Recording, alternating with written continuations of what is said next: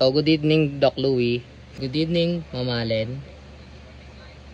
Ito po yung aking source code. First is basic input-output. Printf, hi, my name is Matthew Melendez, isang BSIT student. Ganito siya gumagana. Ay, meron na pala. Yan. 1.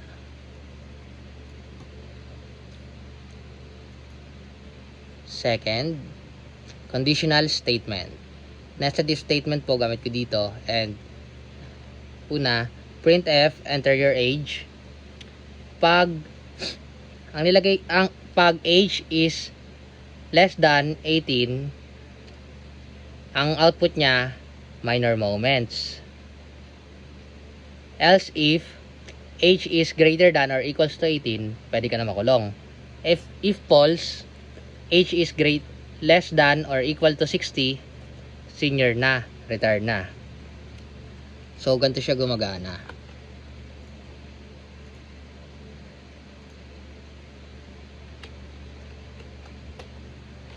Pag nag-enter ako ng 75, senior na, retired na.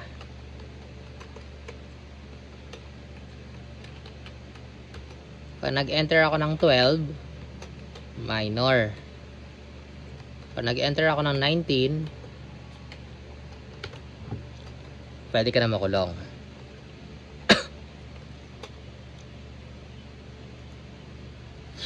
Sunod, looping statements. Una, for loop. So, sa for loop naman, ang unang steps, initialization. Itong int I equals 1. Int I equals 1. Then sunod, condition. Itong I less than or equal to 10. Equals to 10. And then sunod, iteration. Itong I++.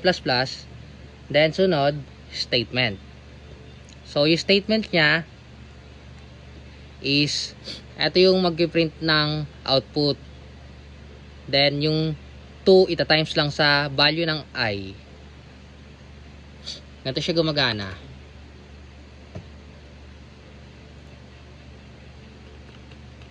For loop.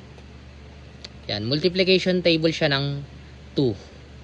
So, kaya hanggang 10 lang siya kasi pag lumagpas na 10 yung value ng integer is mag-break na siya, mag-i-stop.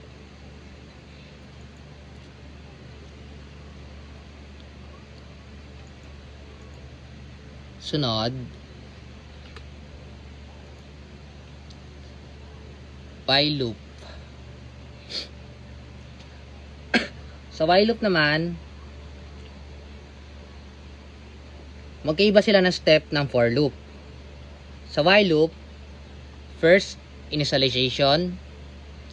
Itong int I equals 1. While loop. Here. Sunod, ito pala. Sunod is condition. Ang condition is I less than or equals to 5. And then statement, and then iteration ang huli. So, ganun rin siya. Yung statement niya is 5 times yung variable and then equals variable. Yung sagot. Basta ganun.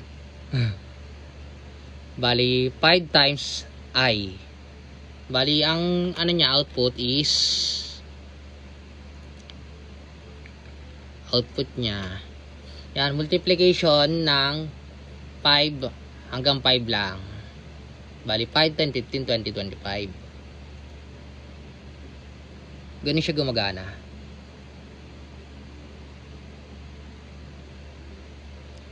So, nag-i-stop lang siya pag false na yung value nung variable ng I. Last, do while loop. So, ang first step ng do while loop, initialization. Then, do, statement, and iteration, while, and lastly, condition. So, gumagana siya yung variable or yung I, mag-iterate hanggang 6. So, mag-iterate siya hanggang mag-false and mag-i-stop na yung program. So, ang output niya is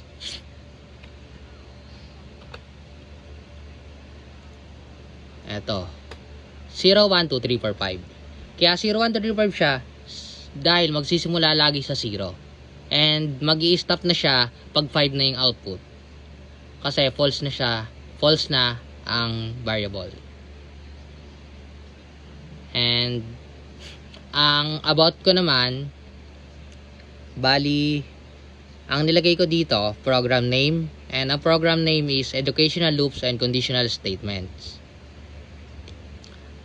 And sinunod ko printf author, yun pangalan ko, section BSIT MA 1 A2 M2, subject fun prog lab, and first semester topics included, basic input output, and ganito itsura nya.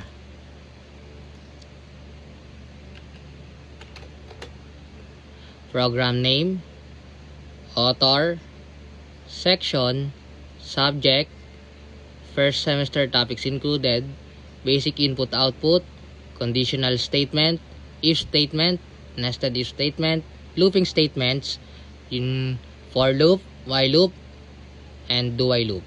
So, yun lang po. Thank you.